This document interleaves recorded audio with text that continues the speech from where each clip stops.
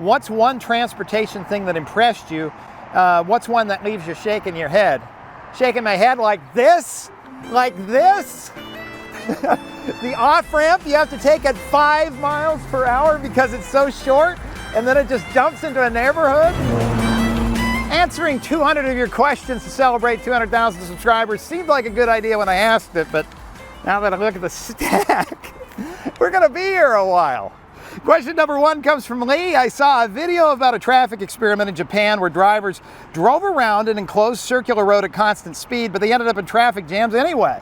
Has anyone tried it with full self-driving cars or intelligent cruise control?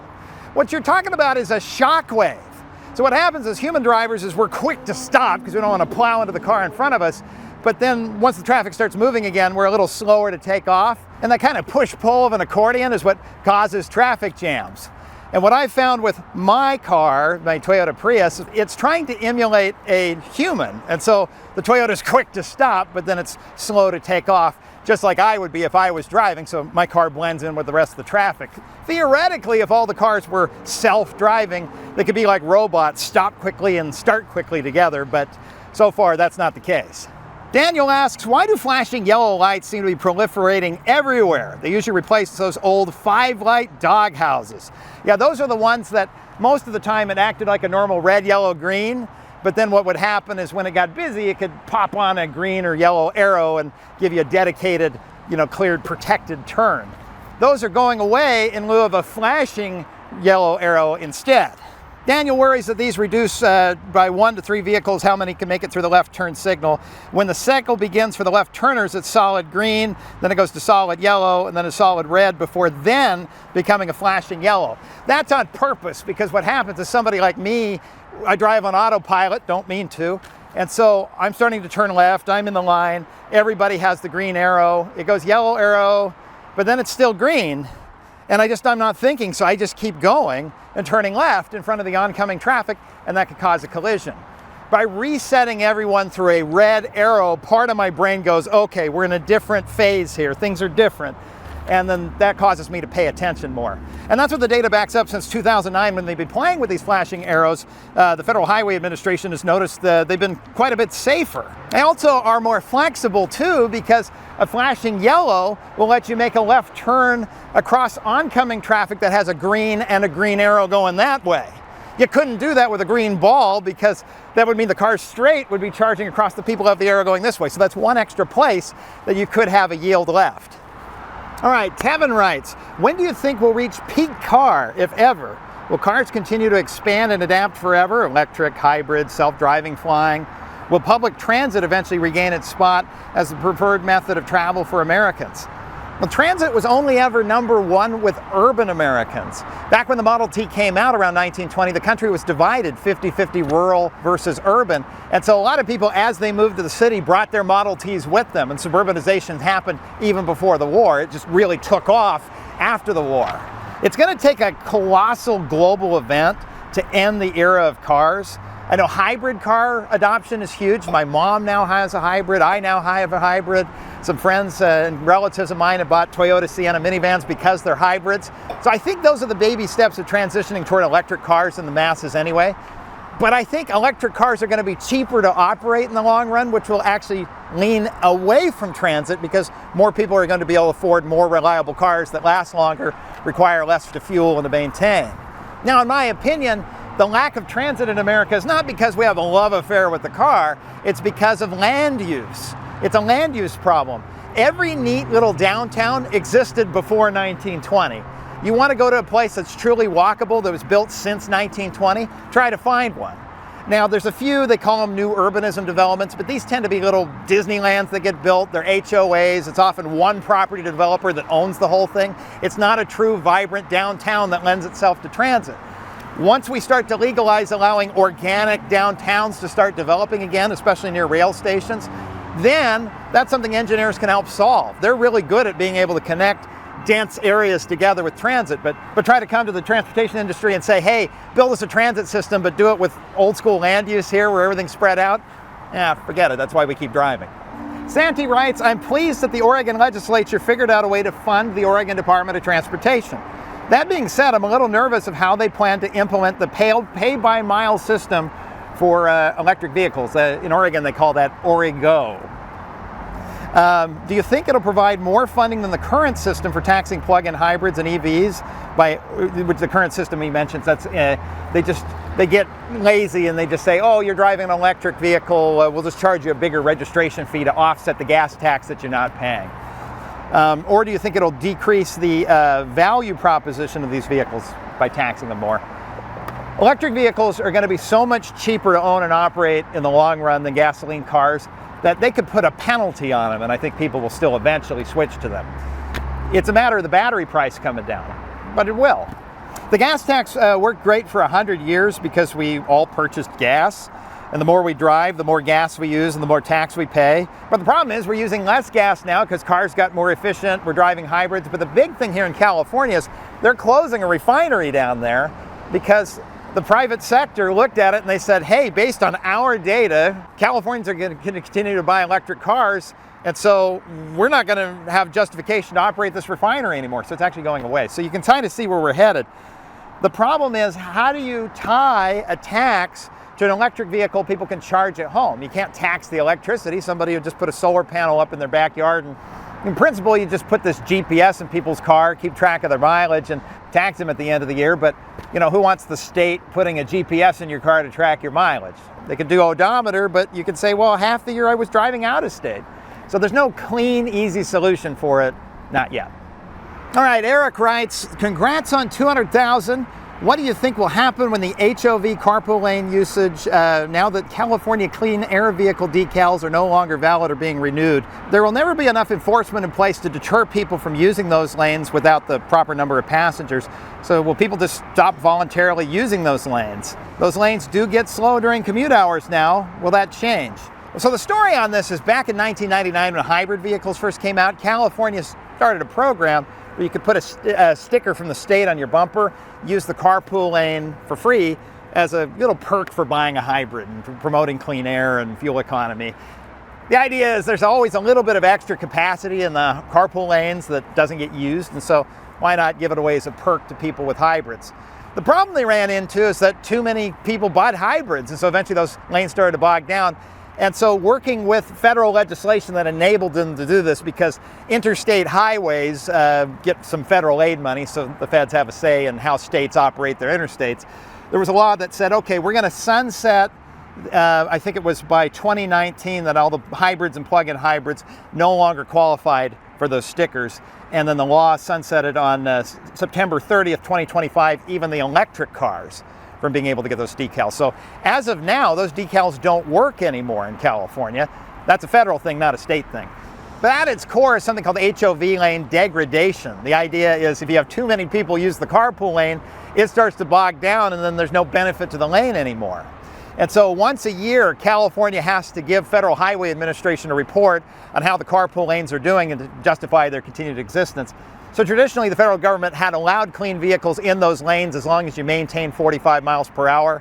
That's gone now. The only thing that's left now is that you can allow solo drivers to buy their way in with a toll for that extra capacity. And that they can control with the price going up and down to make sure the lane keeps going 45 miles per hour. One of the things happening in California is sometimes you get so many drivers using the carpool lanes without paying the toll, just regular carpoolers, that the lane starts to bog down below 45 miles per hour. So that's why certain times a day they require 3 and not just 2, because that's a way of trying to prevent that degradation from happening. And as far as people cheating the system, Georgia just rolled out this app that verifies how many passengers are in the car. You use an app, it scans how many faces are in the car. I'm a little creeped out by it, but it's one of the first times I've seen of actually trying to enforce the number of people in the car, other than just, you know, luck that Highway Patrol happens to pull someone over, sees there's not enough people in the car. Well, should we rapid fire a few questions from YouTube? What is your favorite movie of all time and your favorite movie of this year? Well, I've only been to the theater once this year, and I saw The Naked Gun starring Leslie Nielsen. No, not Leslie Nielsen. Liam Neeson, which is why I think they picked Leslie Nielsen, because it sounded like Liam Neeson. But it doesn't matter because they were both brilliant. Favorite movie of all time, Back to the Future. One of my first videos, I actually jumped up and down like Doc Brown in the same mall parking lot. It's over in City of Industry, I think. Ever considered doing a video about the Darien Gap? So the Darien Gap is a place that, believe it or not, in 2025, I can't drive to South America because there's a gap where there's no roads. And the answer is, well, I've never left the United States, so no, the Darien Gap isn't high on my list, because if I did a story on the Darien Gap, I'd want to drive down to go see it, and if there's no roads to go see it, then... So I would say the Darien Gap is very low on my list. If there was one thing you could tell all the drivers in the US, what would it be? Take turns at the merge and zipper. But it's not fair. We waited in a long line and they zipped right up to the thing and they... Okay, look, you both should use both lanes, get all the way up to the point of merge, and then go 1, 1, 1, 1. Doesn't matter if he's in a BMW, doesn't matter if he doesn't deserve it, doesn't matter if he's vaping out of his window. Let him merge in. It moves so much faster in the long run. Everybody's happier. Where did you get the idea of not sponsored by segments? I was sick with COVID in 2022 after I came back from Connecticut. I was stuck in a hotel because I couldn't go home because I didn't want to give COVID to my elderly grandfather who was 94. And I'm sitting in the jacuzzi at the hotel, nobody around, and trying to get feeling better. And just, it hit me like Doc Brown getting hit on the head and thinking about the flux capacitor. I thought, you know those stupid sponsored segments, like, I can't remember what it was called. It was like Loot Crate or whatever, where they just take all this just junk, shove it in a box, try to argue that it's AI, big data, out-crafted box of knowing exactly what you want, but it's really just the junk that they have left over. Wouldn't it be hilarious if I did a fake sponsor segment of that, of just unloading junk from the warehouse and sticking it on your doorstep? And it took a couple of years for me to actually find the time to get around to actually do that segment. And you liked it so much that I did it again and again, and now it's just kind of built in as part of the videos generally. So Jim writes in, what have been the results of Carmel, Indiana's intersections, where the city took the money originally appropriated for the state for the stoplight intersection to build a grade-separated intersection? Has it held up to demands, and what were the costs compared to the original stoplight plans? So the state of Indiana planned to take Keystone Parkway, which was this 5-lane street, or 2 lanes in each direction, expressway that went through town and had traffic signals, but the traffic was failing at the signals. Indiana said, okay, well, to get more cars through the signals, we'll widen it to 3 lanes each way at about $100 million. Mayor Brainerd at the time of Carmel said, hey, why don't you give the $100 million to us? We'll take on responsibility to maintain this road forever, so it won't be part of the state highway system anymore, and we'll take a gamble of, instead of widening it, we'll get rid of the stoplights and put interchanges on top that are basically squashed roundabouts.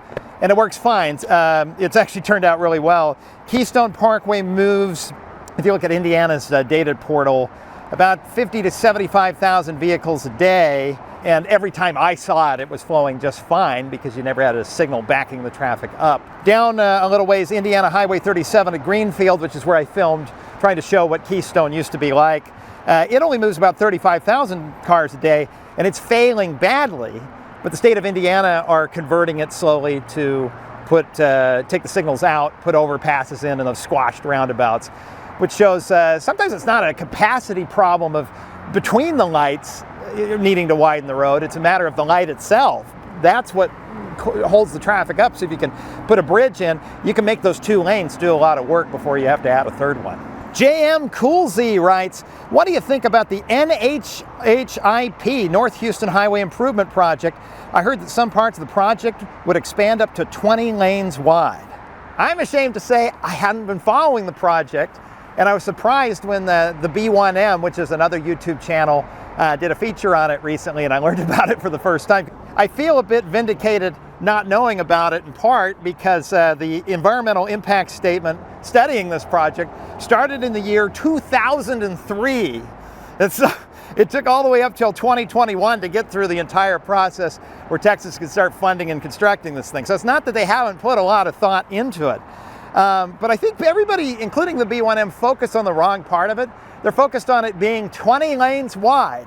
Well, look, if you have 2 freeways, and the freeway used to go one way around the city and the other freeway went the other way, and you put them on top of each other, yeah, you're gonna have 20 lanes. It's not all one giant slab of pavement. It's just more, okay, 2 freeways are going side by side now, so now it's extra wide. So the 20 lanes doesn't bother me. I think the part that we should celebrate is that instead of the freeway cutting through 2 parts of the city, now it just cuts through 1 because they're removing the entire southern section of the freeway. And so I don't know, to me that's a win. And I think it bodes well for people up in Dallas who want to reroute or mess with Interstate 45 up there where it goes through downtown Dallas. All right, next, Will G on Patreon writes, when it comes to transportation and transit, what would you say is the biggest hurdle to a project happening or not? Technical feasibility, convincing the public, or funding? I'm going to go with funding, because I think if you went to almost any neighborhood and you said, hey, the Federal Transit Agency has agreed to pay 99% of a light rail project through your neighborhood, I don't think you'd have some pushback, but I mean, come on. No politician's going to turn down 99% federal funding for a project because it's infrastructure, right? Everybody's for infrastructure. I think the issue you run into is at maybe the state level where you're trying to appropriate transportation money and you go, okay, we might be able to get a matching grant with the Federal Transit Administration. If we take $300 million and match it, we can build this light rail line. Or we could use that $300 million on a road project somewhere else. And so then it becomes a tug of war of trying to fight over that limited resource. But, oh man, unlimited budget? You can build transit all day long. Gang on Patreon asks, are you single? Asking for a friend. Yeah, I'm currently single. I'm a straight cisgender man, currently between relationships. So if there's anyone you want to introduce me to, or anyone else who wants to introduce me to someone to, now would be the time. All right, Ben asks, do you see flying cars like those drone-type Uber things actually working in modern cities, or is it just hype? Flying cars are hype.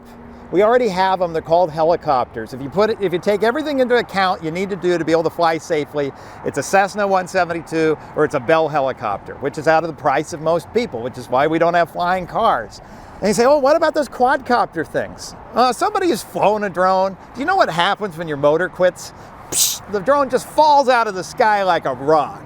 So no, I don't want to fly on something like that. At least a helicopter will auto-rotate down to the ground and a fixed-wing aircraft can glide. But a flying drone, no thanks. Now Utah did just test out a vertiport for these quadcopters, but they tested it with a Bell helicopter, so I feel vindicated. Justin asks, the question is heavily inspired from a tangent segment, should buses be free video that randomly appeared in my home feed. I'm curious, do you think transit fares have an impact on how safe an associated transit system is? It's funny because a good friend of mine moved to a neighborhood and he looked around and he goes, oh good, no bus stops. That means it's a safe neighborhood. And I just laughed because nowhere in Utah growing up did a UTA bus stop mean the neighborhood was unsafe. So, I don't know. To me, I think the bigger question is making the bus free is a bigger question maybe than, think about a highway and you put a congestion charge on it. Right now this freeway's free, so you max it out every day. Everybody who wants to use this tries to use it, and later today it's going to jam up. And so the theory of like a congestion pricing toll is, well, if you charged like $2 to drive on this thing, enough people don't want to deal with the hassle, and so they won't drive on it. You can keep the thing moving.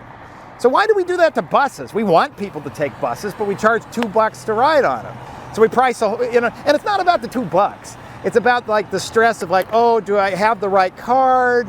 What if something happens to my phone? There's like so much frustration to it. The same with driving on this highway for $2. It's not about the $2. It's about, oh, do I have my fast track account set up? Did I put the transponder in my car? I set it wrong and I get pulled over and get a ticket. It's not worth it, so people don't handle it. They call that friction. Amazon made their empire by trying to make it like super frictionless, where you just like click like 2 buttons and you bought the thing.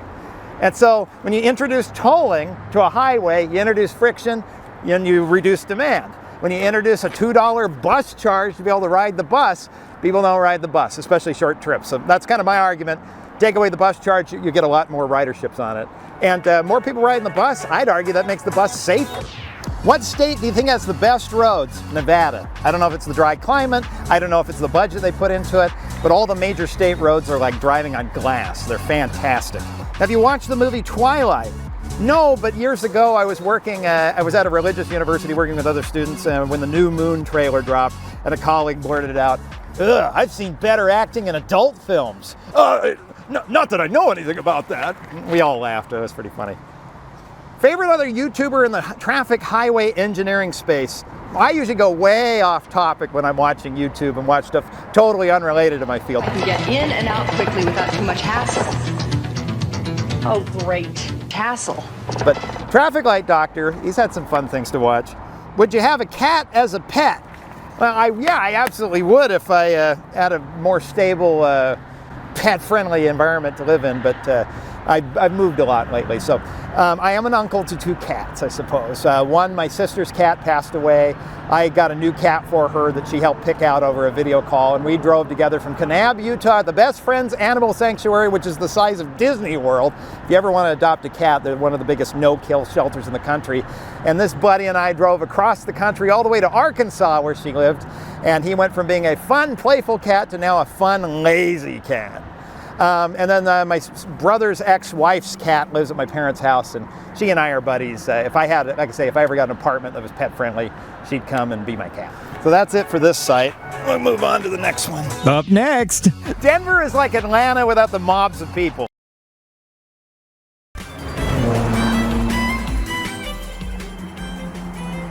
All right, next question comes from Nick on Patreon. Asks, how do you feel about rail transit versus bus transit, given the new systems that opened or expanded service in your videos from Minneapolis and Utah? So on paper, BRT looks great because you're basically getting light rail transit at 1/3 the cost.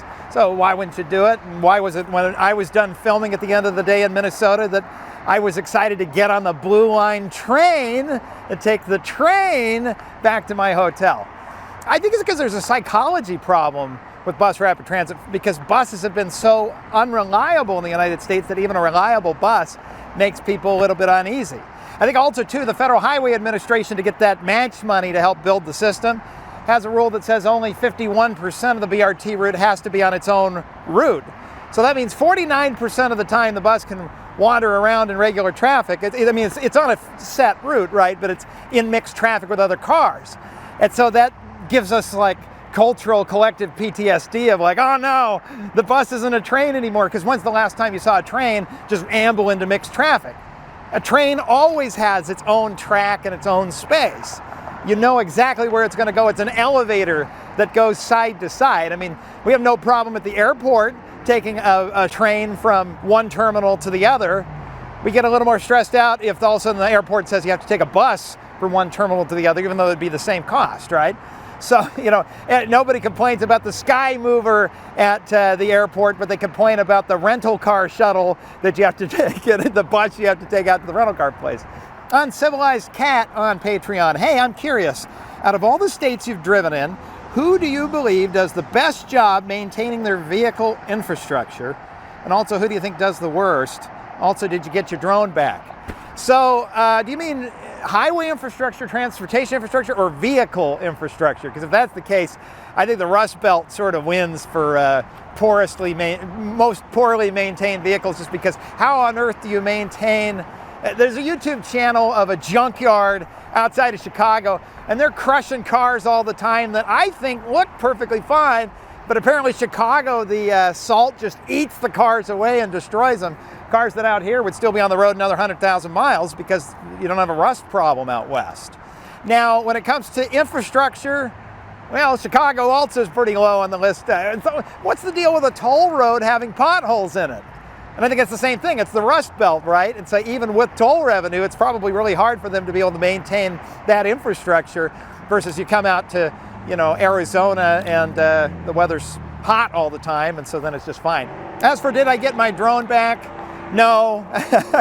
So the day after I ran it backwards into the balcony, I typed up a letter explaining what happened. I went to the building and I pled with the building, because it's one of those where they card lock the elevators. From the video, the cached video on my controller, I was able to figure out, I think about what unit it was, but I have no clue what number that is. So I thought, well, maybe if I go talk to the security desk, maybe they could run my letter up to that apartment unit, and then, you know, maybe the person could get back to me.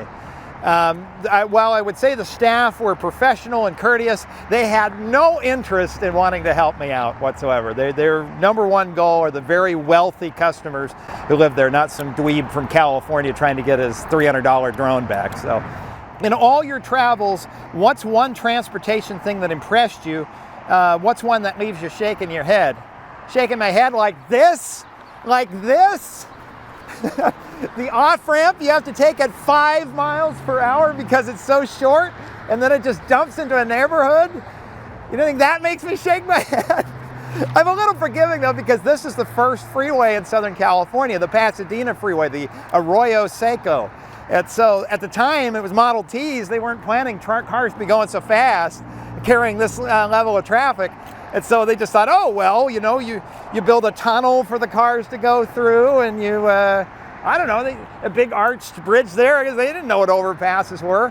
More modern, go to outside of Albuquerque, all the sprawl as you head west. Remember, this is the United States, and it's very difficult to tell private property owners they can't develop their land. So you have a lot of low density sprawl going out on the west side of town, but there's no plans that I can find in the Albuquerque MPO, because they have to financially constrain their plan. It's not lack of vision, but there's no plans financially constrained to build any freeways out there. They do have a beautiful interchange with something called Coors Boulevard, and you go, that's it, that's the parallel freeway.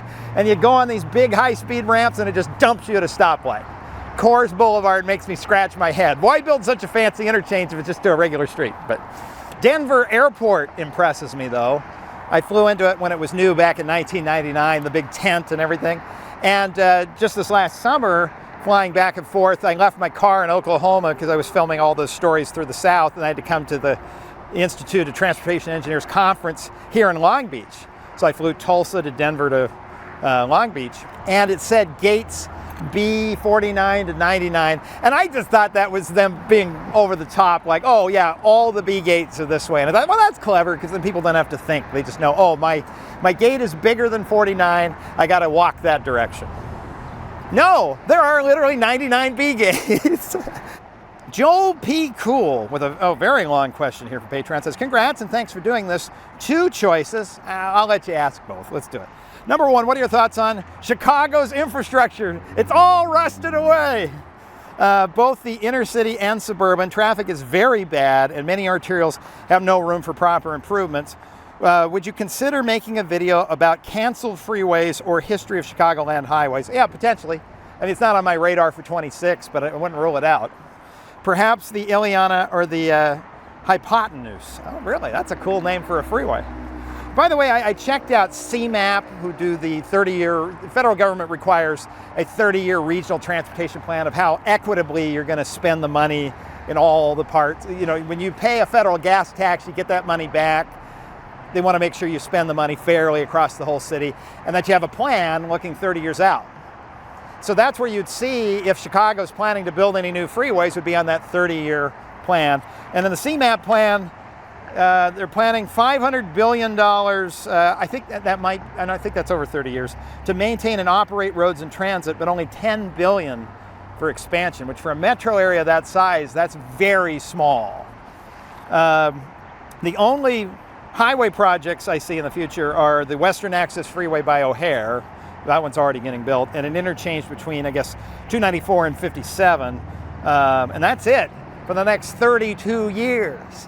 Okay, your second question, have you ever heard of Bronies? Yes. What are your thoughts on the fandom? I am a Brony. A fellow Brony used to be a patron of yours a few years back, and you made a video thanking everyone. He actually had a YouTube channel himself.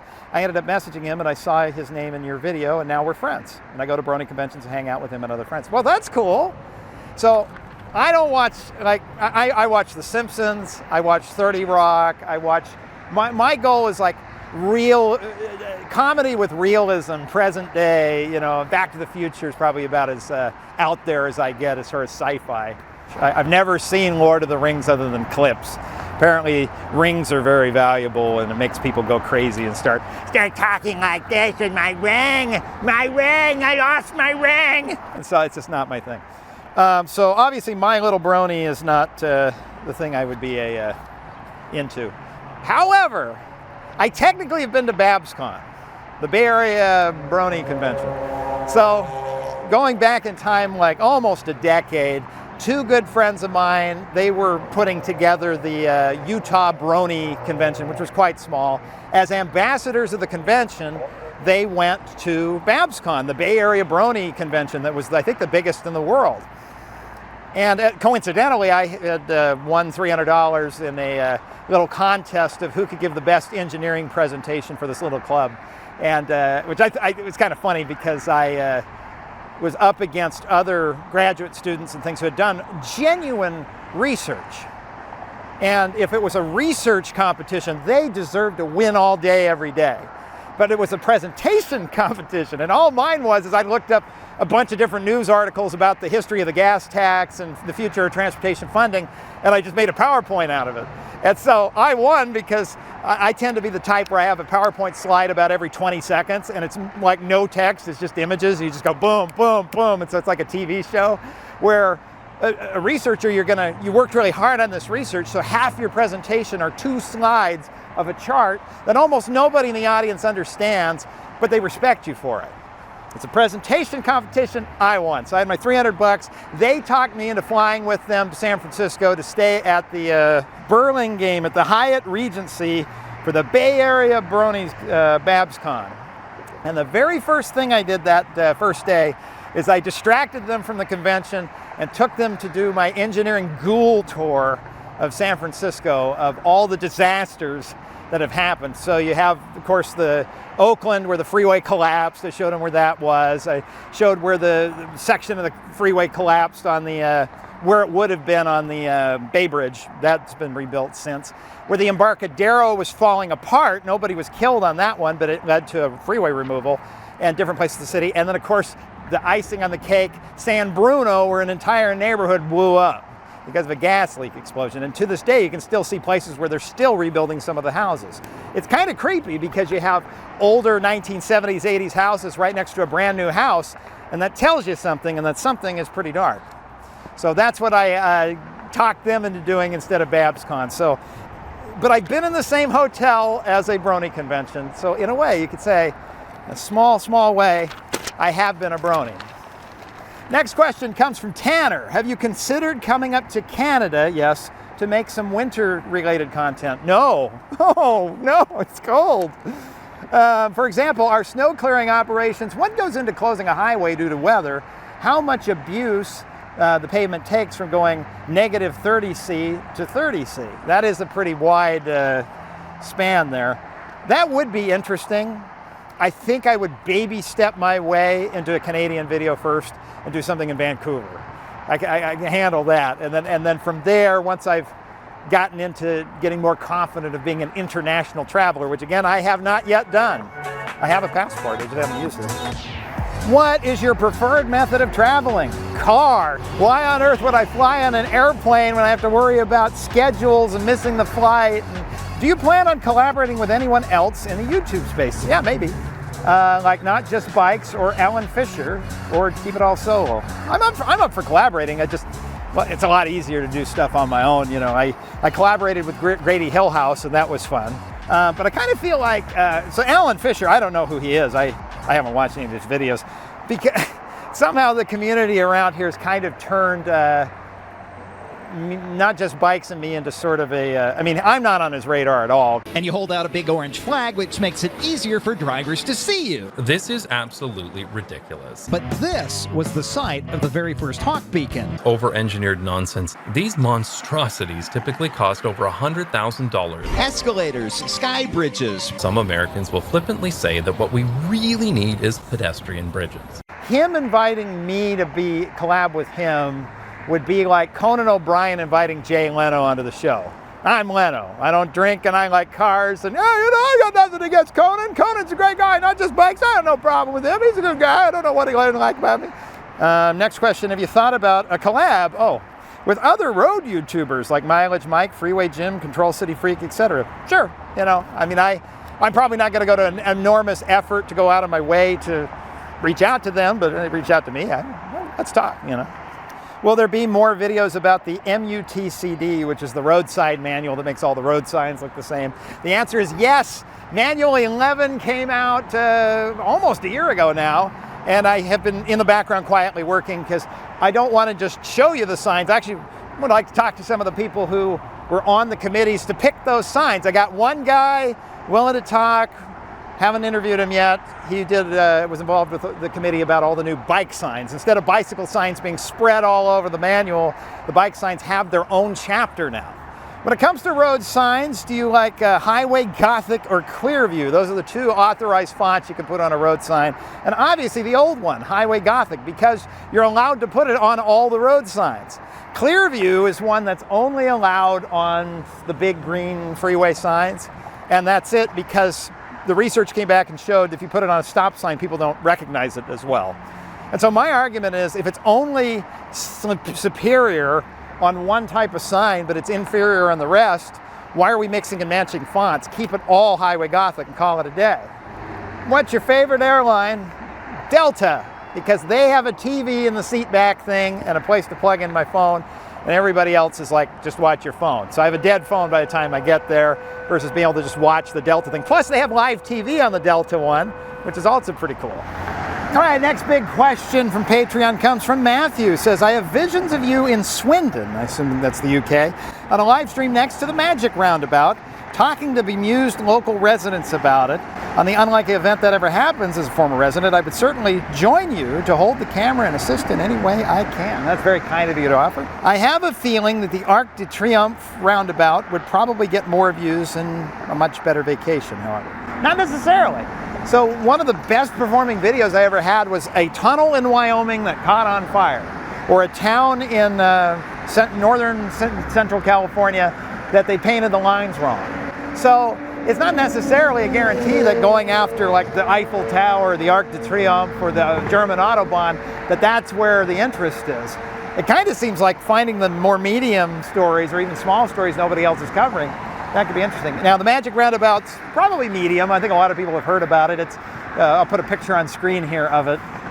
I don't begin to understand the benefit of why they would do this, but international travel hasn't been on my radar because, well, I mean, early on, the Patreon paid for, I was working construction on the sites, the Patreon paid for basically my auto insurance. When I first started doing the videos with the traffic cameras that take a picture of your car at the intersection so that you're able to make the light turn green. And I interviewed a company called Iteris. I'm talking with the contractors they're working with. And the guy goes, "Yo, YouTube, what kind of money you make?" And I said, "Oh, it's barely enough to pay my auto insurance." He goes, "Oh, all right." Didn't seem interested. And now it's grown to the point where it's a few thousand, a couple $1,000s a month. So now I can start to reinvest that money into like, okay, let's stretch those dollars and actually go see the Midwest or the South, take you all the way to Atlanta. If the Patreon doubles again in size, or even doubles again after that, absolutely there's going to be a lot of international stories. But it takes time. I believe in slow growth. Let's not just pop off and take off and then all of a sudden it grew too fast and I can't handle it. I like the nice steady growth. They're going from 100,000 subscribers to 200,000 subscribers took about 3 years. You know, that allows me to ramp up to meet your expectations as the revenue increases. Okay, next question comes from William on Patreon, writes, "Hi Rob, what's going on with Interstate 49 completing through Arkansas? It's been stalled for years and would be a great addition to the interstate system." Yeah, and I use I-49 to go see my sister. So Interstate 49 starts down at Interstate 10 in Louisiana, and technically it really starts about New Orleans, but that's a U.S. highway. So you take a freeway out of New Orleans, it connects basically to Arkansas, when the whole bottom half of the state, Interstate 49 is gone. There is no Interstate 49, never was built. Then it picks up again and it goes up through Joplin, Missouri, all the way up to Kansas City. There's a little stretch of US 71 through Kansas City where there's a few stoplights and terrible traffic. And then it turns into I-29. I-29 keeps going north into South Dakota, North Dakota, really almost all the way to Winnipeg.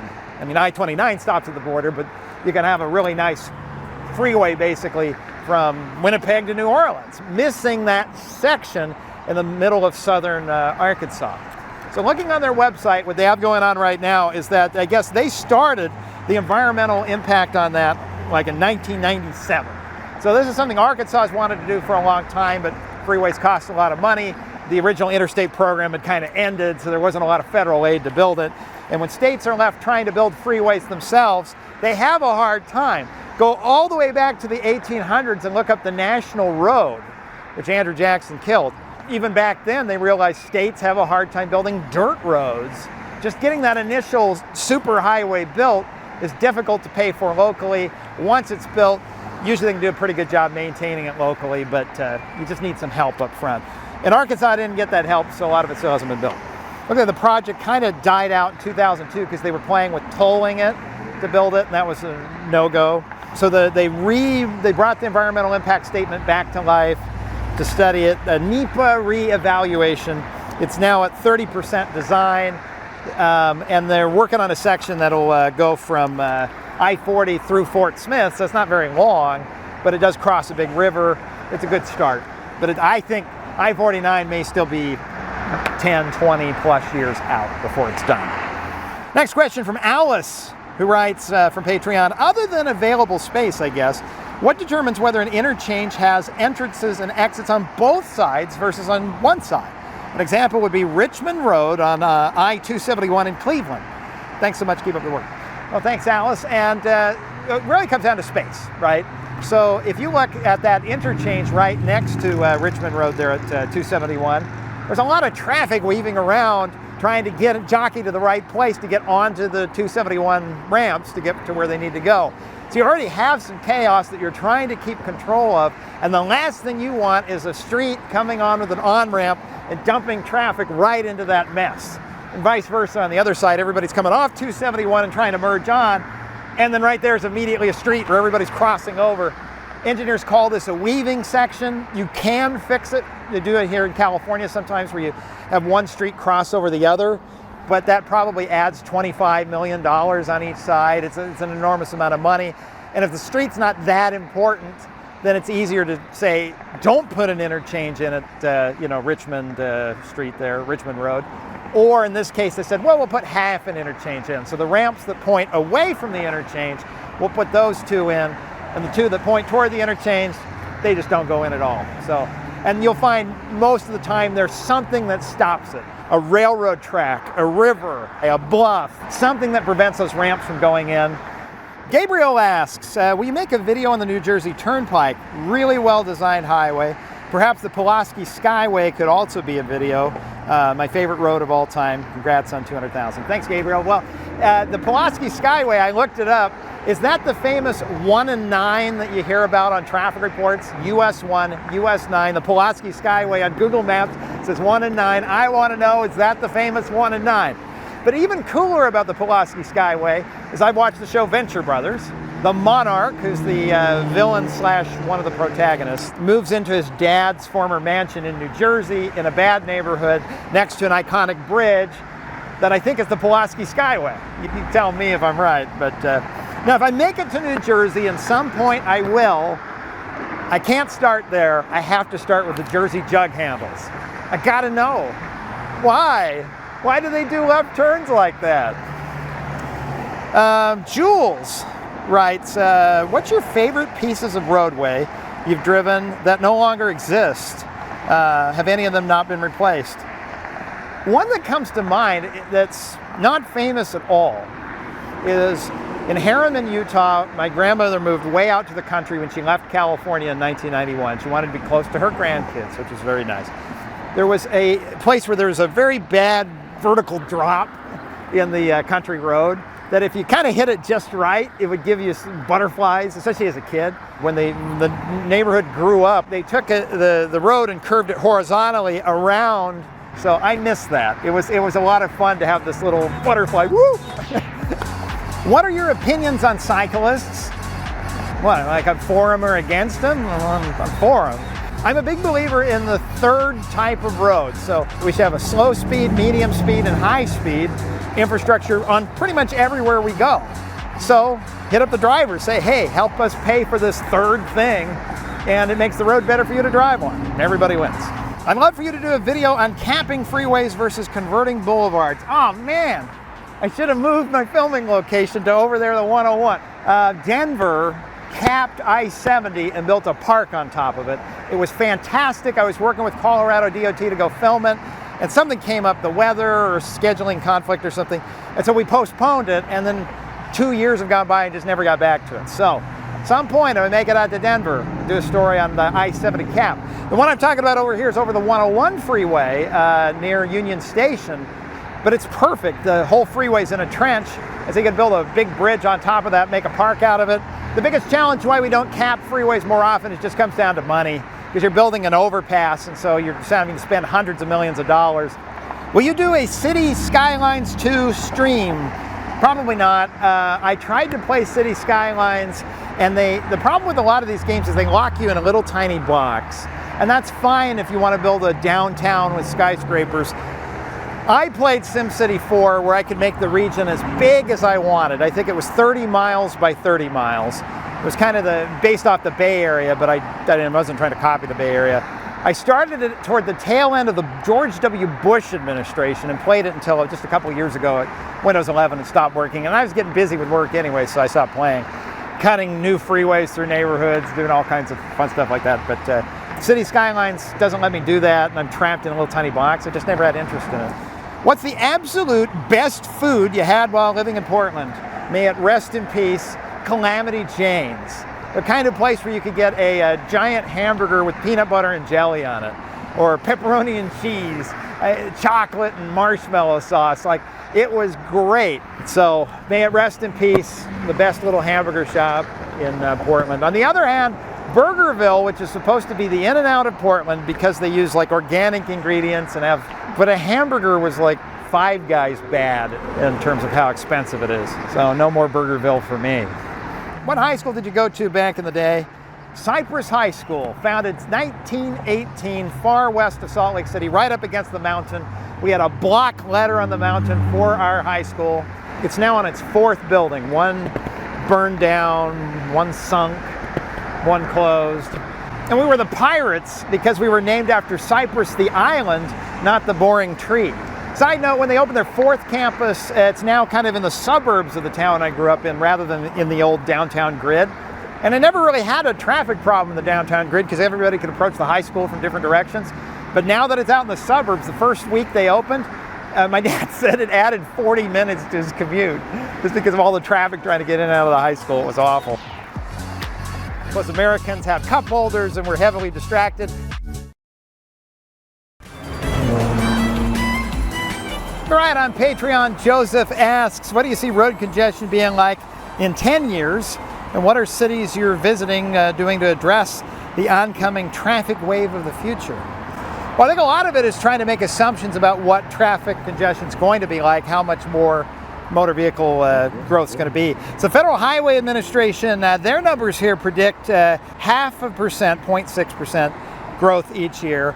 Doesn't sound too bad, but the question is, how many roads are already almost at that tipping point of failure, and how many of them get pushed over that limit? You can add more cars and more cars and more cars, and everybody's still doing 65.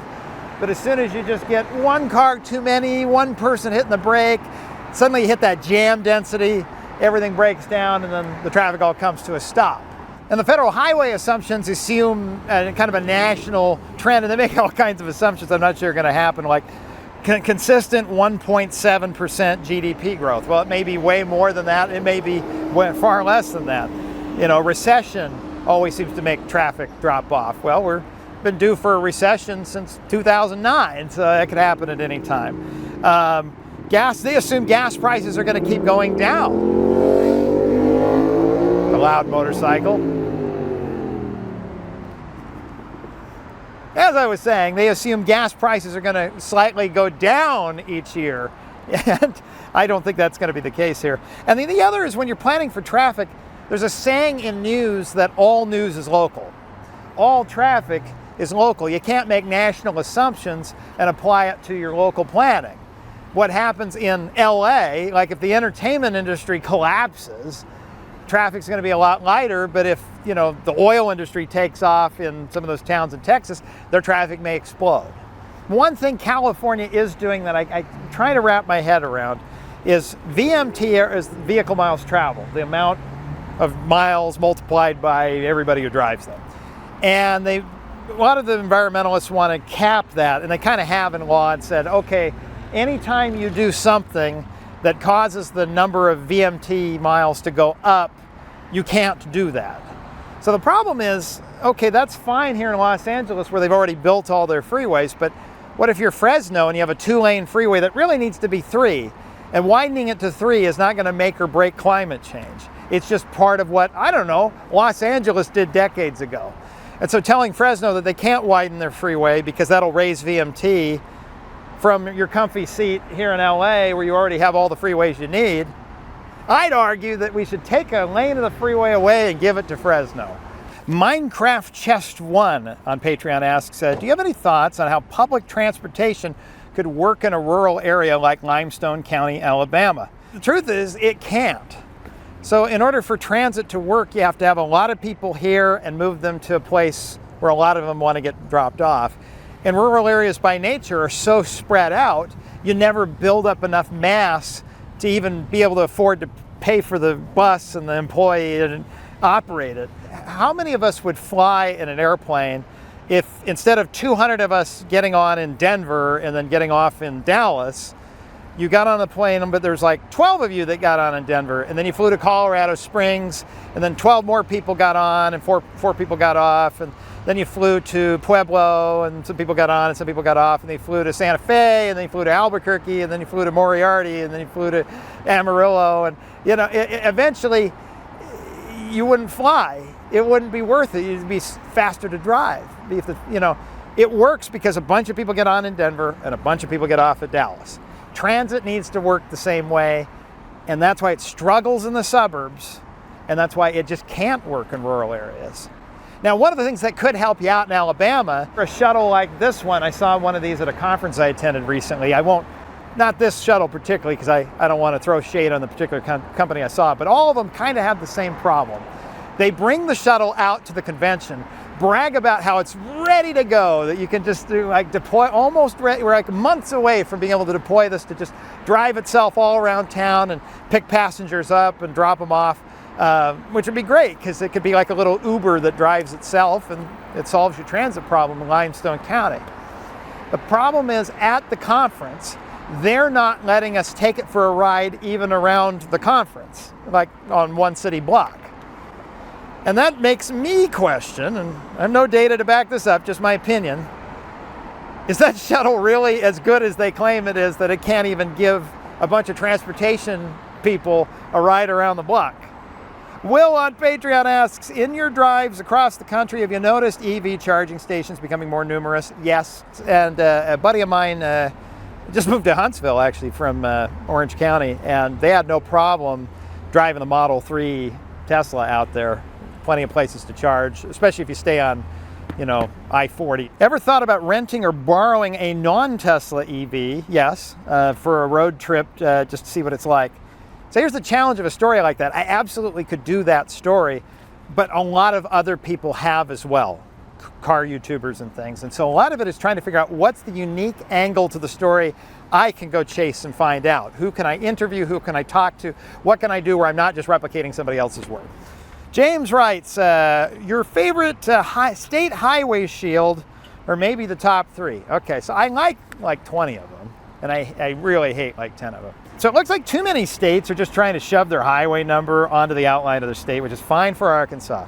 It's fine for Ohio. It's fine if your state is basically a square. But Florida and Idaho look like a mess. Wyoming, I like their shield. It's got some color to it, but why does this make me feel like it's a county highway? Washington looks good, but New Hampshire, that just looks bad. New Mexico looks great. I would say this is the model for every state highway shield, except it looks a lot like a European speed limit. Kansas is fun, got some color there. Of course, California is my favorite. I'm looking to see if we don't have one on this freeway, but you can take the green freeway sign, and because the shield is green, you don't have to put any green up there. You just put the outline of the shield and just paint it on there. It's a little trick they do. I don't know, I'm sentimental. I like California's simple license plate, simple shield. I don't know, it's got a little color to it. But similar to California's Utah, I like the Utah shield. It's simple like California's, but still has the there's a word there, iconography. I've seen it in print, and I'm pronouncing it wrong, but the icon of the state of Utah being a beehive built into the shield while still being clean and easy to read. And I just drew up Mirror Exposure Effect. It's the one I'm used to seeing, so I give it my favorite. John asks, as you're jet setting around the country, well, car setting, interviewing movers and shakers in the transportation industry, what is one sole holdout you still want to score an exclusive interview with? I want to interview both Sean Duffy and Pete Buttigieg in the same room at the same time. Not to make them fight, but because I think when people are Secretary of Transportation, transportation is so bipartisan and so universal, I think I could get them to agree on about 95% of the issues. I thought it was hilarious that Pete Buttigieg traveled to Utah and rode all the transit with a bunch of Republican lawmakers, and they patted each other on the back about Utah as a model for transit and blah, blah, blah, blah.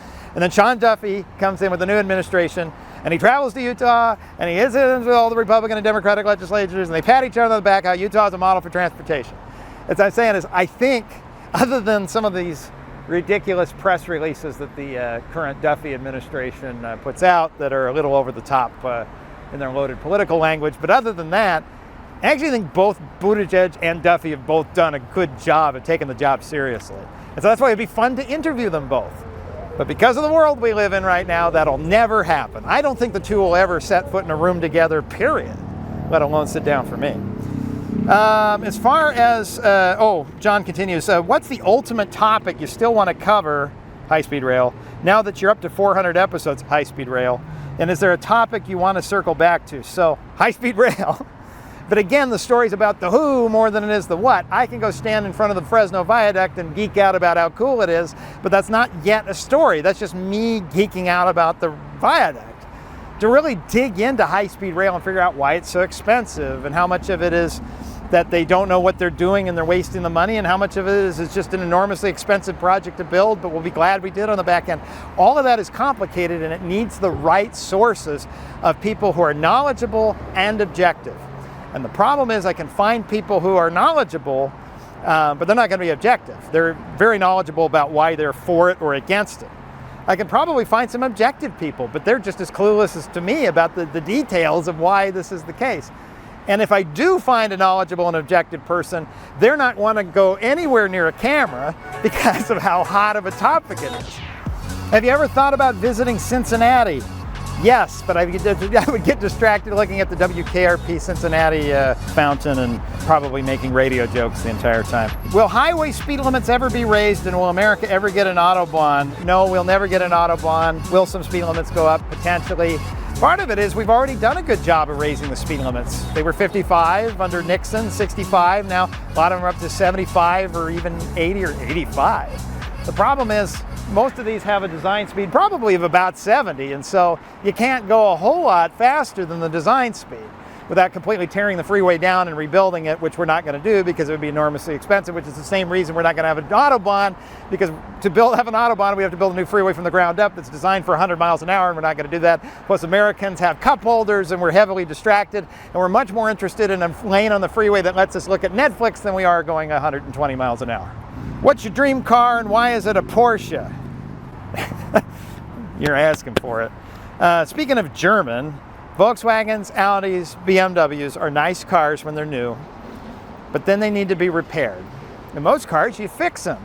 But German cars want to be repaired a special way, and if you don't repair me the special way, I'm going to put error messages and not run right.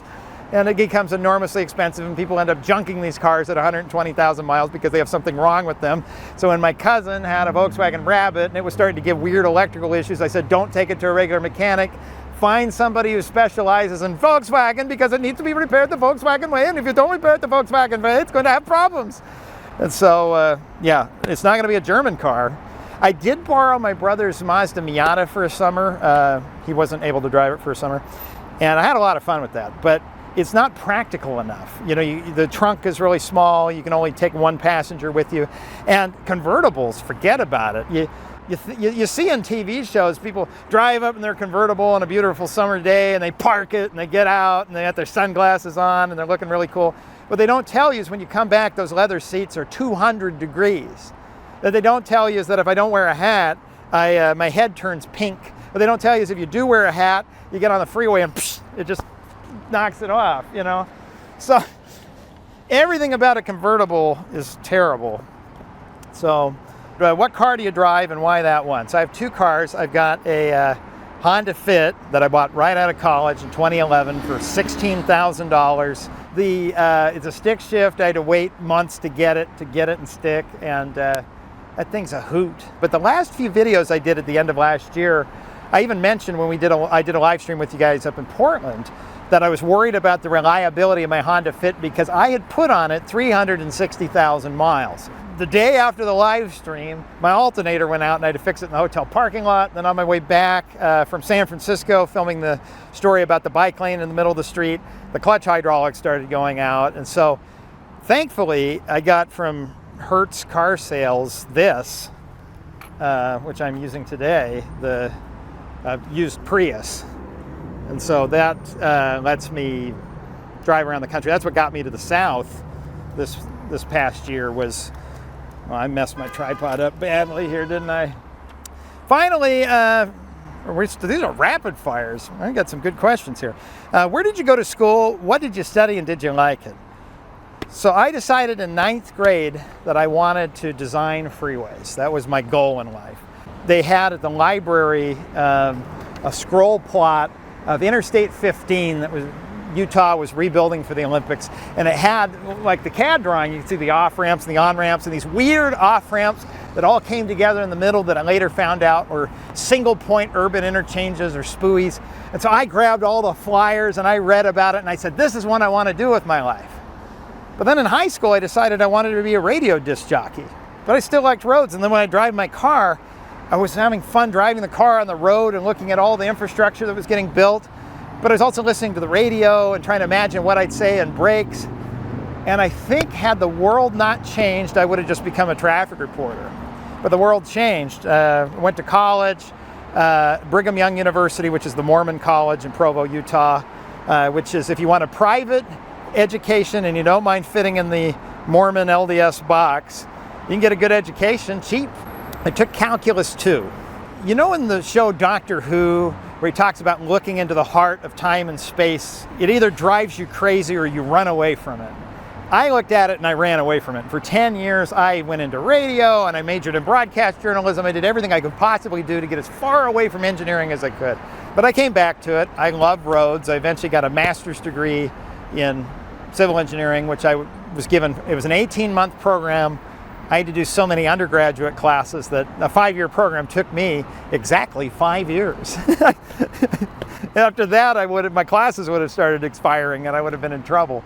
I don't know how this all happened. The pandemic, weird coincidences with some family things that went on behind the scenes, but this little adventure I'm in here to try to get the attention of agencies like Caltrans to hire me to do PR for them, not even be an engineer, but just be their PR person, turned into a thing in of itself. This is far more fun. You value it more enough that you're actually paying me money to do it. And I can't beat an employer who likes what you do. So, as the Patreon continues to grow, I continue to try to give you grander and grander stories using the journalism skills I learned back in broadcast journalism. Because that's another industry that died too. If things had not changed, I maybe would have been a local TV reporter in your city, and instead of covering transportation stuff, I would have been covering the chili cook-off and the guy who got his house broken into and, the things that news used to cover back, 20 years ago. But that industry also died. So I'm here now in a new industry that's in its infancy that has the potential to grow. And it's really fun and rewarding to hop on Patreon every month and be like, oh, wow, it went up a little bit. And so slow and steady, like I say, this year, the grandest thing ever where I drove the Prius all the way to Atlanta and back and got you half a year's worth of stories. So I'm not sure how I'm going to top that next year, but by golly, I'll try. Okay, well that was for a quick YouTube rapid fire, quite long, but let's move on to the next location and get to more of your Patreon questions.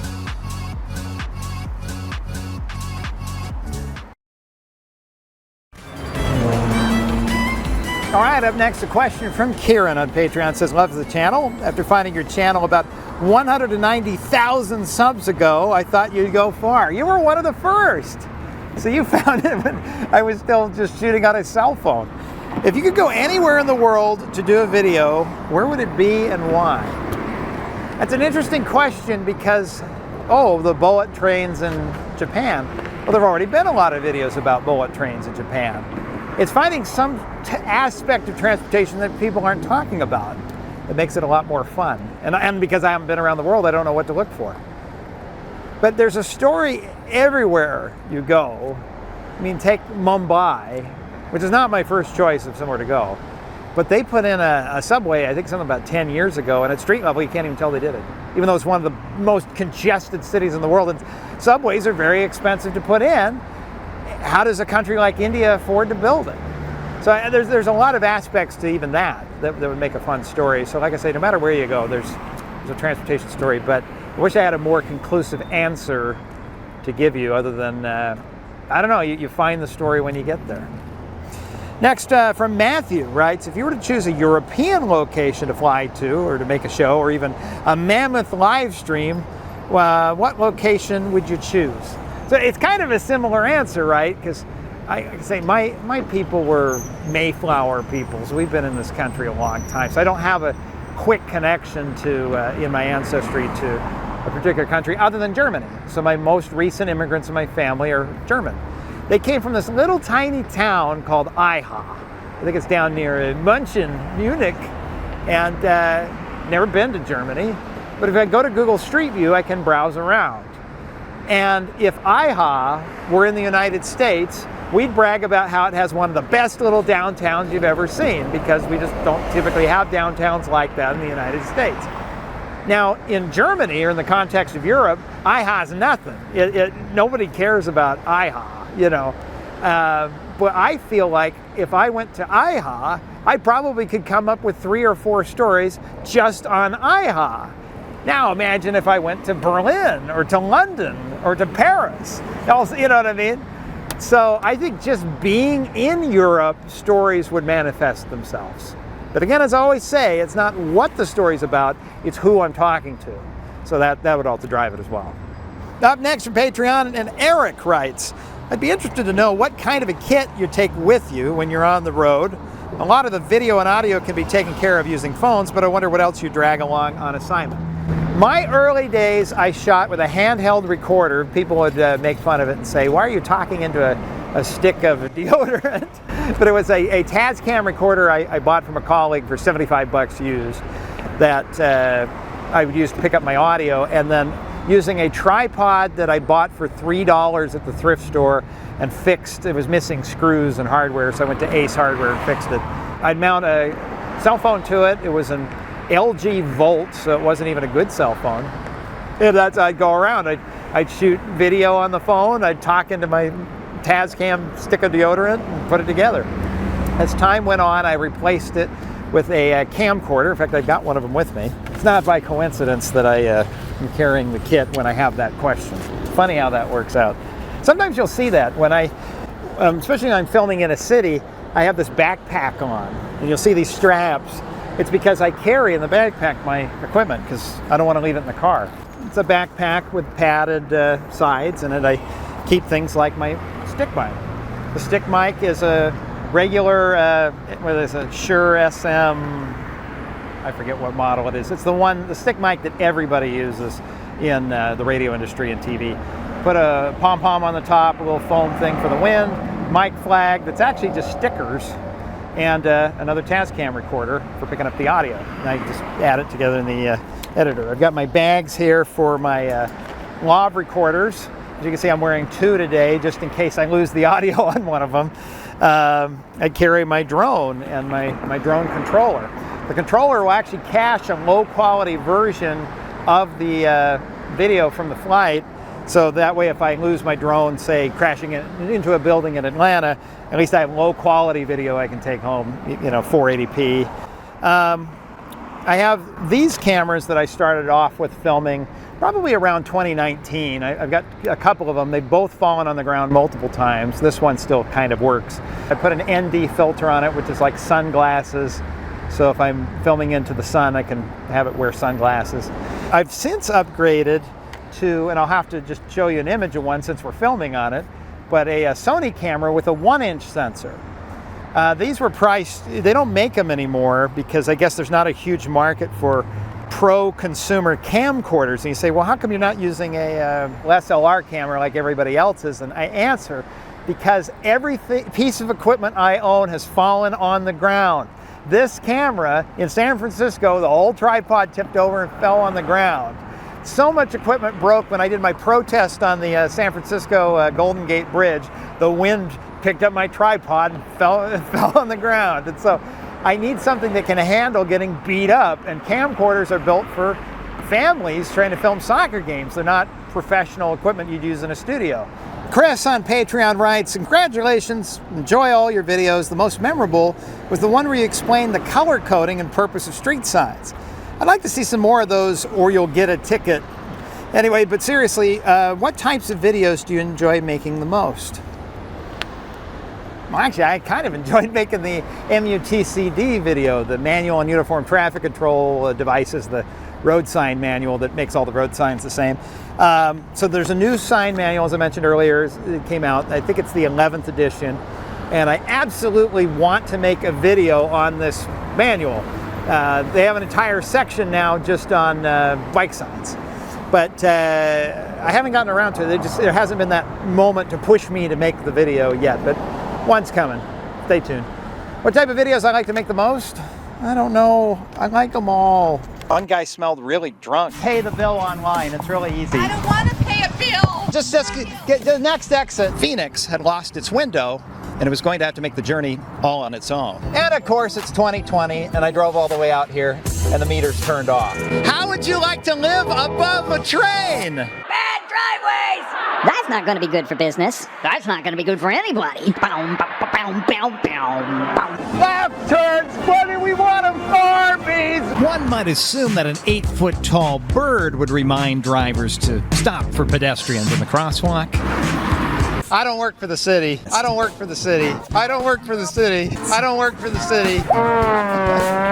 The end of the current sequence of license plates is near! Copenhagen with a beef jerky experience. Whoa! Problem is you go to put that on there and you start breaking stuff. In the winter, Minnesota can get cold. And I'm not talking like cold, I'm talking like cold. The mayor's going to give me a personal tour of the city. I am going to hike the entire thing. Yeah, good luck with that. I will never stop ever again. Oh, my hat. Robert writes, since you're always traveling across the country, what are some of your favorite regional restaurants you've eaten at? I made a list. So if you're in the Little Rock area, Conway, Arkansas in particular, check out David's Burgers. Now, it's unlimited fries like Red Robin, except that their fries are actually skinny and good. You order a fry, they just give you a piece of paper. That's weird. And you set it on the table, fast food, no tip. And they just keep coming out and just dumping fries on your little piece of paper. Now, here in LA, if you go up to the Santa Clarita area, there's a place called Everest Burger. Santa Clarita, which is an unbelievably expensive town for what it is, this place has 2019 portions and prices. And so you get a large fry, In Utah, Chubby's Cafe, relatively new startup, fantastic chicken on the chicken sandwiches. I don't know where they source it from. Good portions. You leave the place with a higher BMI number than when you came in. In Northern California, in the Chico area, Madison Bear Garden. It's a bar, but they have really good burgers out front. It's a college town, so the prices are fairly reasonable. They get kind of creative in what they serve on those burgers, so you can have some fun options. But the biggest thing of all is just being able to say I ate at a place called Madison Bear Garden. Just the play off Madison Square Garden is too fun to pass up, so that's another one. If you're in Tennessee or Georgia, it's Cookout. Now, none of the food at Cookout's particularly good, but none of it's particularly bad. They're open really late, and their prices are excellent. So I found myself eating at Cookout almost every night because it was cheap and got the job done. I would say the same for Whataburger, but I had some interesting problems with Whataburger. Very, very long waits for very short drive-thrus. And for those of us who have to eat gluten-free, unfortunately, the best gluten-free crust in the entire country, I found in Joplin, Missouri at a place called Pizza Ranch. It's just good. A lot of places they use a pre-made gluten-free crust that's basically a cracker, and they throw some you know, marinara and cheese and pepperoni on it and call it a pizza. This one, it looks like they made the pizza themselves in-house. If it was prepackaged, I wouldn't know it. It was quite good. All right, time to rapid fire some YouTube questions here. Favorite Pokemon? I don't know Pokemon. I never played it. Pokemon go to the polls. I followed the Utah Jazz during the 97-98 season when they went to the playoffs. But as much as I'm a Jazz fan, I couldn't tell you any of the players since Karl Malone retired. What do you see yourself doing in 5, 10, or 15 years? Well, hopefully this. So I've been really pleased to see the Patreon grow real steady and slow. So no matter what YouTube does, I know recently this summer they recalculated the way they count views, and mysteriously my revenue from YouTube cut in half again. It's happened twice now. So I can't count on YouTube revenue, but as the Patreon keeps growing nice and easy, I don't feel so bad because I know who I'm really working for. And if you told me in 2019 when I started puttering with these videos that at the end of 2025, this would be what I do all the time, doing my 996, 9 to 9, 6 days a week, I wouldn't have believed it. And I'm just so excited to be able to do it. What's your shoe size? 11 in men in most brands, 11 and a half sometimes, never wide. 12 in Nike for some reason, which is too bad because I bought 11s, so I can never wear them. And 13 in Reef brand flip-flops, which is my #1 go-to shoe. Are the off-ramps designed to give you space to come to a stop? Ideally, yeah, unless it's on the Pasadena freeway over here. Assuming they are, why do people slow down before the off-ramp and back up traffic on the freeway? Part of that could be the ramp may be designed to slow you down to a stop, but some of the curves in the ramp aren't designed to accommodate the speed of coming off the freeway at 70 miles an hour. And so you'll see warning signs letting you know the curves on those ramps, especially in larger vehicles. You may need to slow down to 45 miles an hour or something, which means you have to start slowing ahead of time. Or in the case of the Pasadena freeway, slow down to 5 miles an hour. But, and so it could be people are slowing in anticipation of the curve on the ramp, but it just depends on the ramp, it depends on the vehicle, and most importantly, it depends on the driver. Some people may just be a little too aggressive in slowing down before they get there.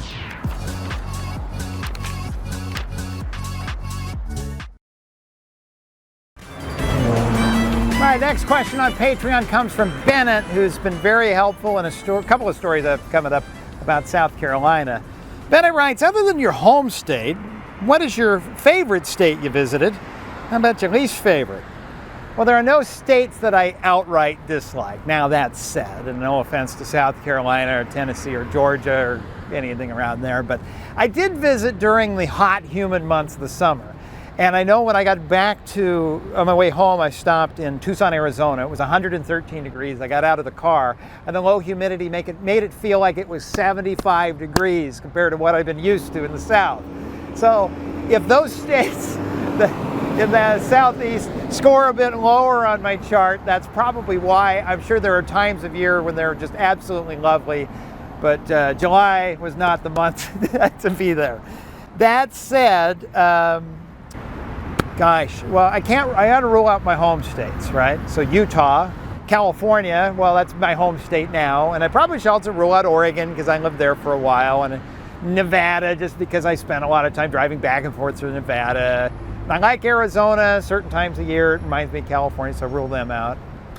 So what would be some states that, you know, at the top of my head, I like Connecticut more than I was supposed to. And I was even there in the winter. Now, I don't want to move to Connecticut because I was there in the winter. But Connecticut was this great middle ground where I could dabble in Boston and I could dabble in New York, but I didn't have to be part of New York or part of Boston because they each have their own baggage. And Connecticut wasn't a bunch of turnpikes. They were honest, genuine, gold school freeways. So I like that a lot. I can see why a lot of wealthy people moved to Connecticut. Indiana, everybody in Indiana was nice. Now, if you live in Indiana, you say, well, that's not true. But my experience is I visited many places where people were not nice. Indiana, everybody I ran into was really nice.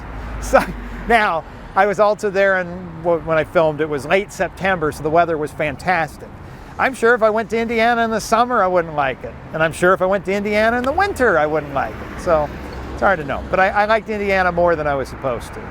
that's the thing. Everywhere I go, you start to see the positives, because I had to be in the town probably a week to cover the story properly. I think Indiana, I was there for 10 days. Oklahoma, off and on, I was there probably about 10 days for the 2 stories. You spend enough time in Oklahoma, you start to kind of fall in love with the place a little bit, even with its problems. So, but as far as any states I've been to where I just hated the state, the only states I hate are the ones I've spent no time in. And that's just kind of a form of bigotry, isn't it? Okay, next question from Michael. How and when did your obsession with transportation start for you? And please don't take this the wrong way, but do you have AUDHD? Gold ADHD? I had to look that up. I've never heard of AUDHD, but I guess it has to do with autism and ADHD put together. I don't have either of those. I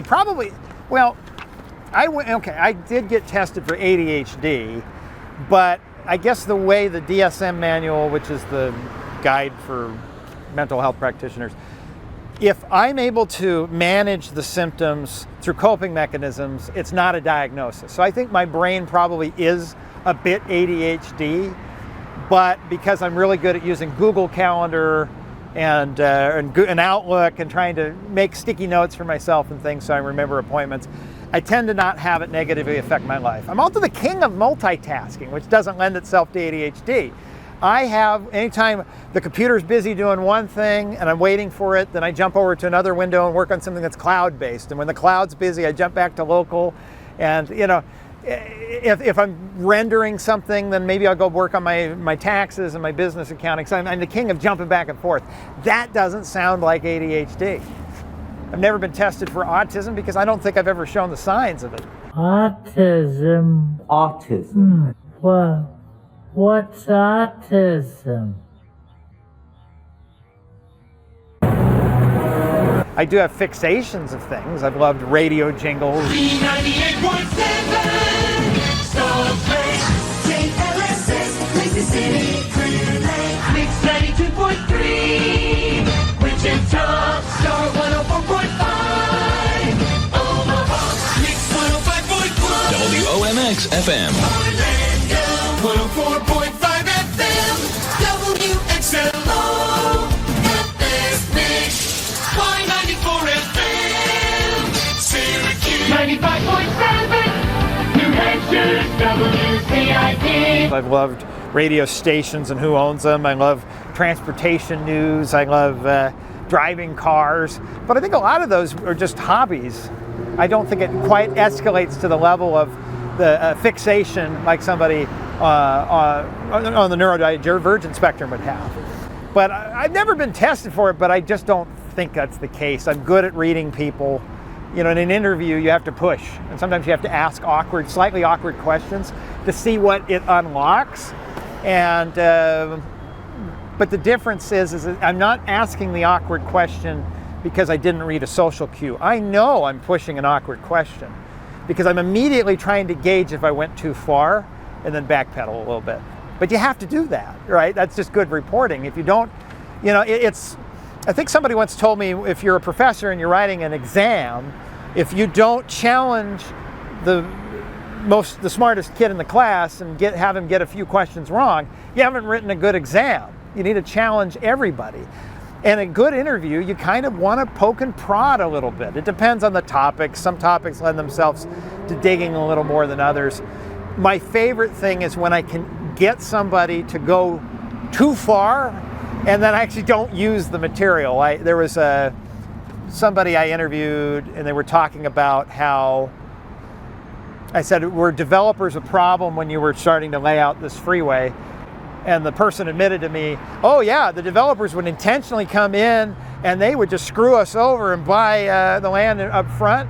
And I think, but because it wasn't something I was able to independently verify and it was something that didn't really add to the story and it would just get him in trouble, I chose not to include it because I'm not doing that hard hitting of journalism. I'm not teaching you how to vote, but at the same time, I'm glad I pushed him to that point because I now know we're cracking the egg open and we're getting past the superficial fluff and the hype about this project or whatever and actually getting it down.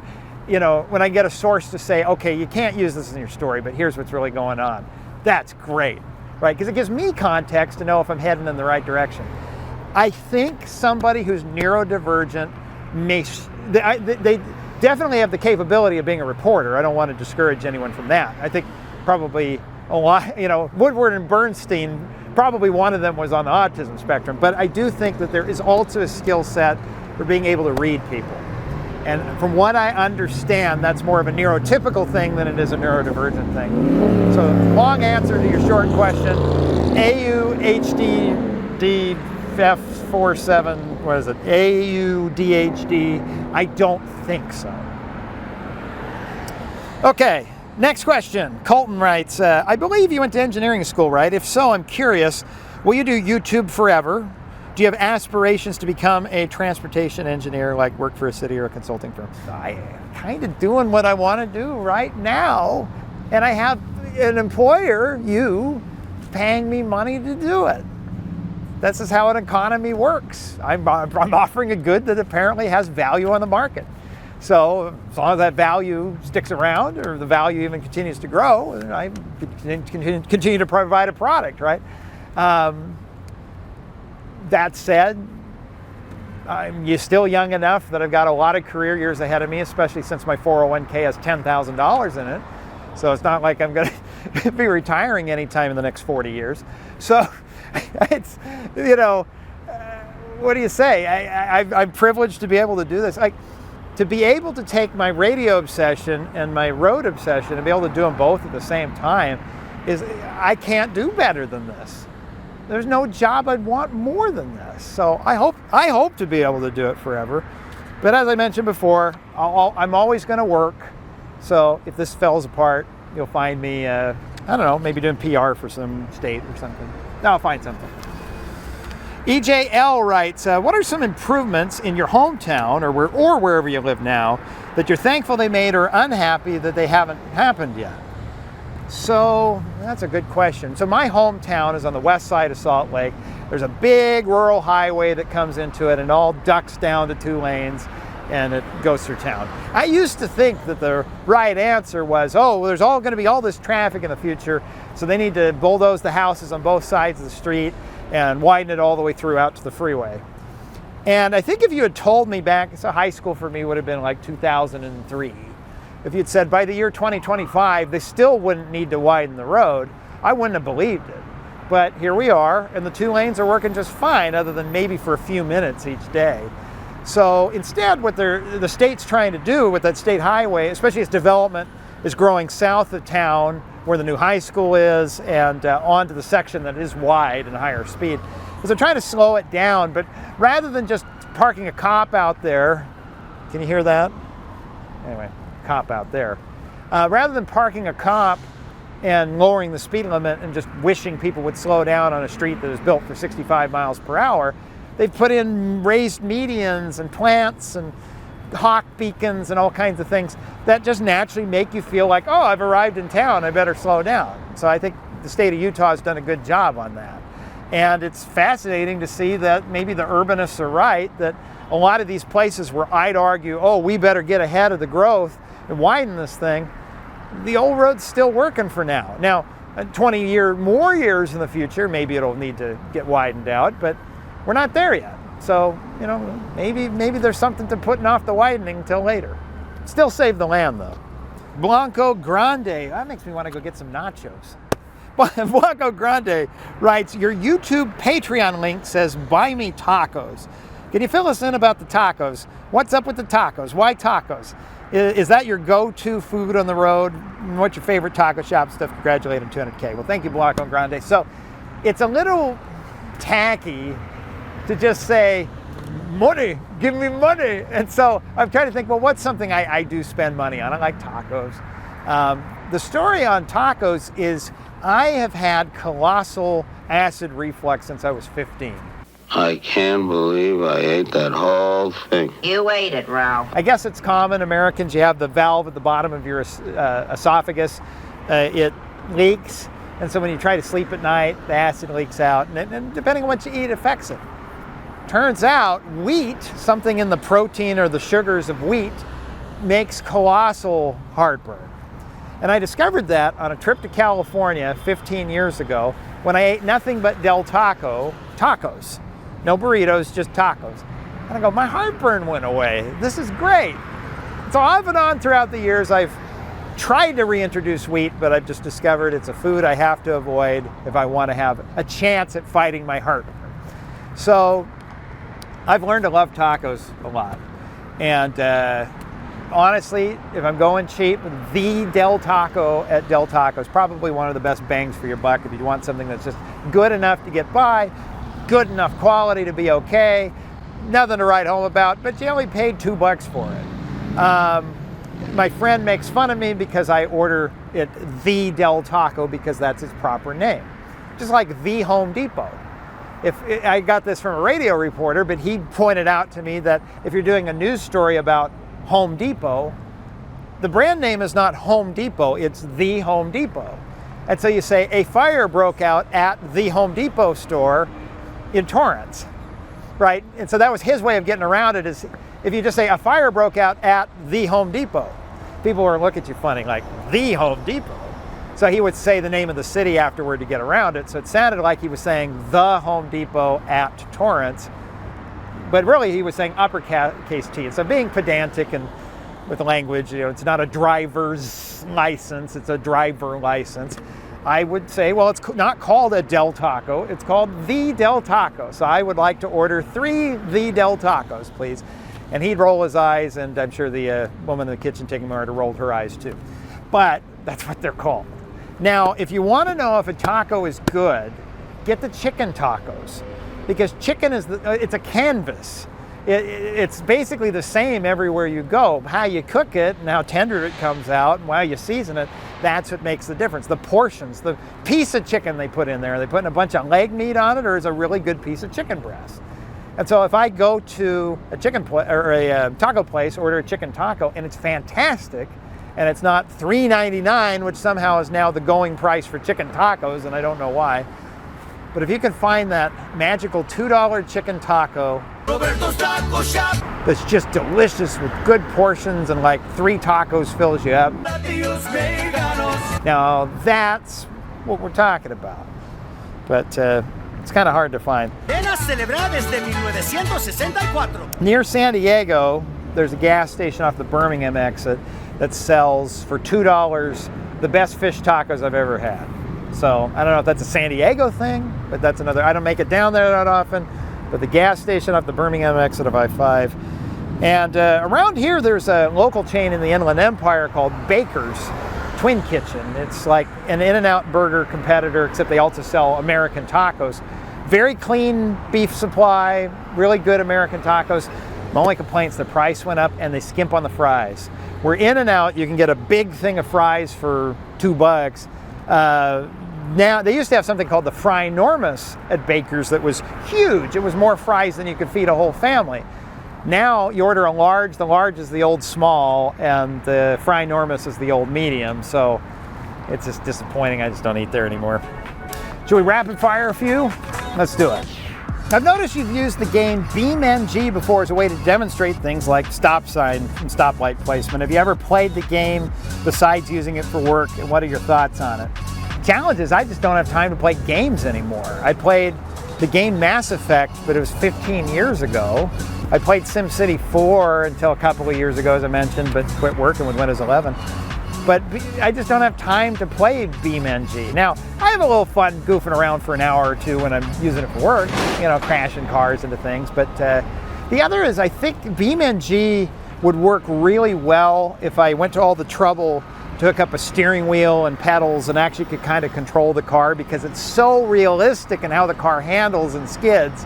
It's not like an arcade game where you could, Grand Theft Auto, you can skid the car sideways off the side of a skyscraper, and I don't know. BeamNG, you hit something small and it totals the car.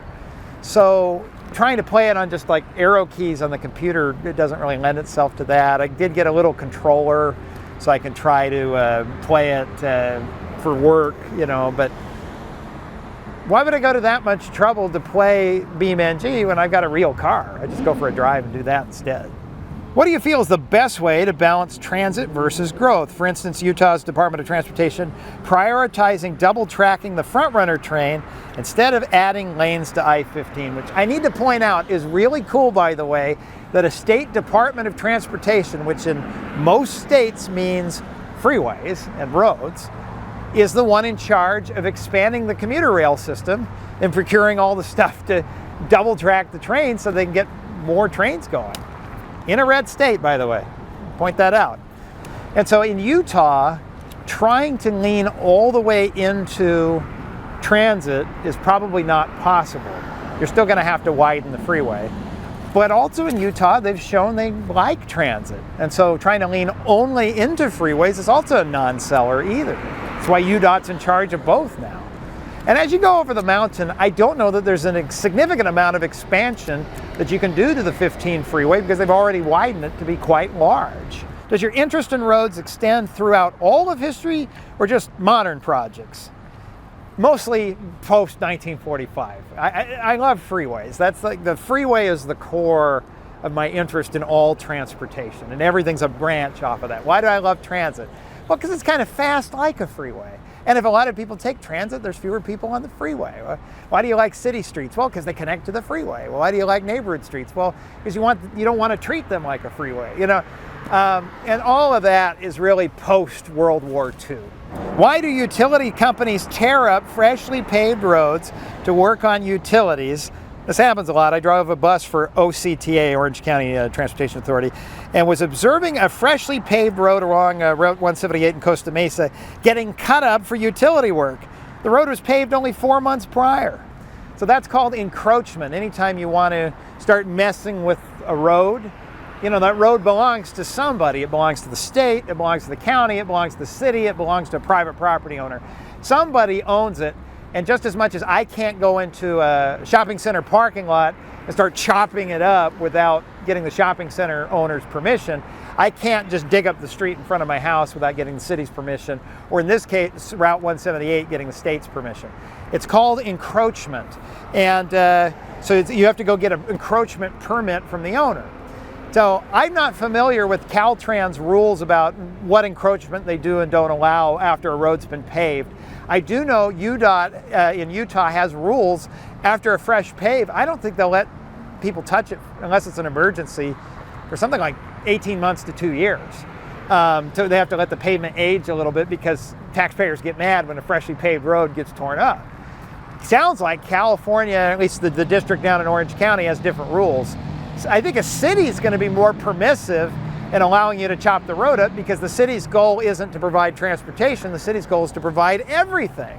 And so you don't want to tell somebody who's investing millions of dollars to build something in your city that they can't chop up a little bit of pavement on the street just because it was freshly repaved. So I think it just probably depends on that balance of keeping, you know, property owners happy of being able to put their utilities in with keeping everybody else happy when they see a freshly paved road torn up. I do know UDOT, if you go on their encroachment permits website right now, because we're getting into winter, has a big red banner at the top, and I wrote it down here. It says, no asphalt work, roadway temperature must be above 50 degrees. So because we're getting into fall and Utah's temperatures are colder, and you can't do hot mix asphalt below 50 degrees apparently, they don't want an inferior patch job. They're basically saying on our state highways, we're not giving out encroachment permits till the spring, so come back in May.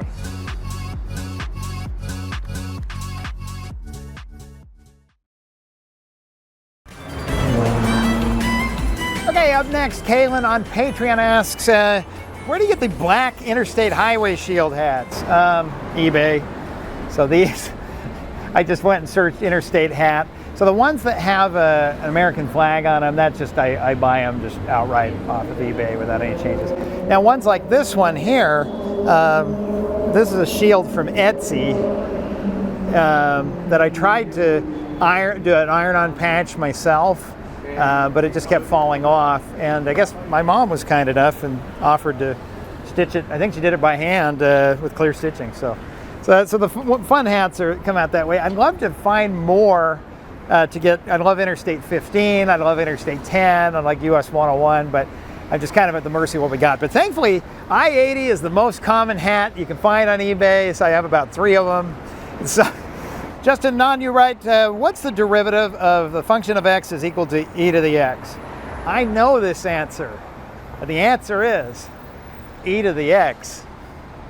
I still got it. Alex writes, congrats on 200,000 subs. Oh wait, I need to ask a question.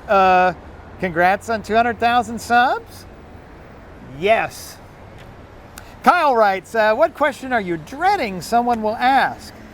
I don't think I'm dreading anything. They asked me if I was single. So, I mean, how much more personal do you get? You could ask about why I buy preparation H-wipes.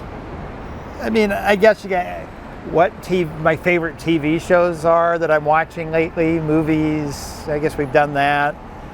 Music. Oh, I listen to Capital Radio in London. Fun thing with that is they actually have live DJs. So when they say, hey, send us a message, instant message letting us know where you're listening to us from, I put Los Angeles, and the DJs freak out. Oh, this is class. We're all checking in this morning, tonight, this morning, wherever you are. Hello to Rob getting involved in California. Good work, mate. Nice one. Thank you very much. I did absolutely bottle the original town name, place name that you did. So thank you, mate. That'll stay between us, Rob. All right, nice one. 83958 to get involved. Stick around for Ed Sheeran Bad Habits next. Keep up with the shows. They're not used to having someone in California tune in. Thomas writes, you've lived a lot of different places and driven more than anyone I know. What city, in your opinion, has the worst drivers? The Midwest has a problem, and I don't know what it is, but there's a lot of passive-aggressive just anger built up. So when somebody's camping in the left lane, which they shouldn't do, you run into the problem that it's not good enough to just zip around them in the right lane. They have to then get back in the left lane and slam on their brakes. And why? I thought the whole idea is if somebody's camping in the left lane, they're going too slowly, and so you just want to get by them so you can keep going. But apparently if you have the time to pull in front of them passive-aggressively or aggressive-aggressively, slam on your brakes and brake check them, then were you really in that big of a hurry to begin with?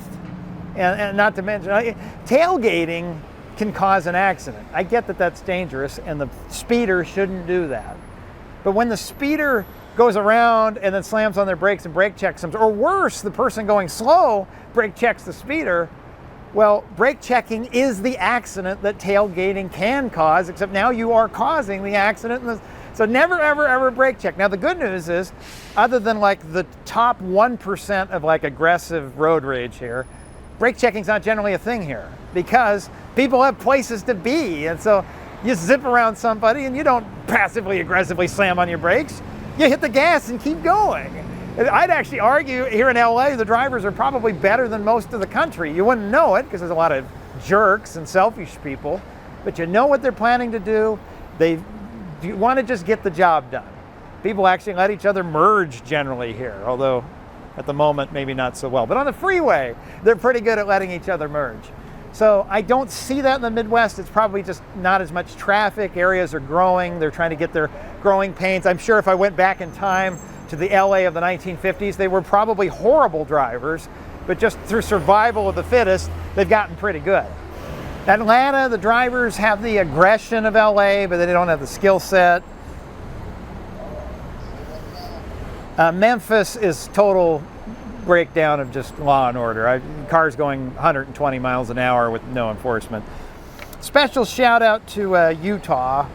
Almost drive like Californians, except everybody's checked out and they're in their own world. They're not checking their mirrors and they're not letting you merge in, not because they're mean or they're jerks, but they're just busy thinking about their day and everything going on at home. And the next thing you know, they've caused mayhem for 5 miles by blocking the left lane. Very different from Las Vegas, who I would argue the closer you get to the tourism corridor of Las Vegas, the worse the driving gets. And the reason why I would say that is because you're bringing the worst drivers from all over the country and shoving them all into one little bowl. And it's not even the same kinds of bad driving. It's a mix of all the different kinds of bad driving. However, I've done almost no driving in the New York metro area in places where people normally don't drive. And I have a suspicion that I'm probably not going to like the quality of the driving around there. All right, we got it. That's it.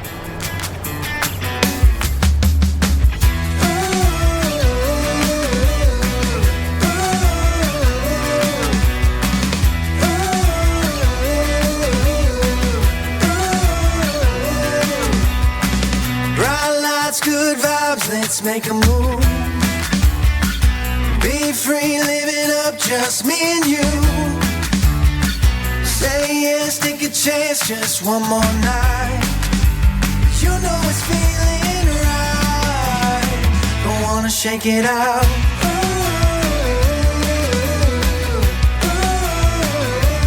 Shake it out.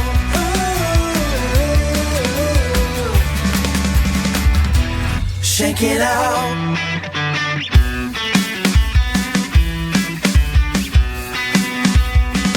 Bright lights, good vibes, let's make a move.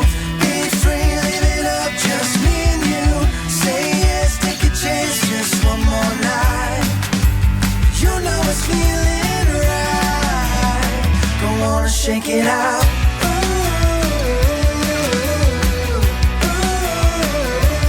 Shake it out.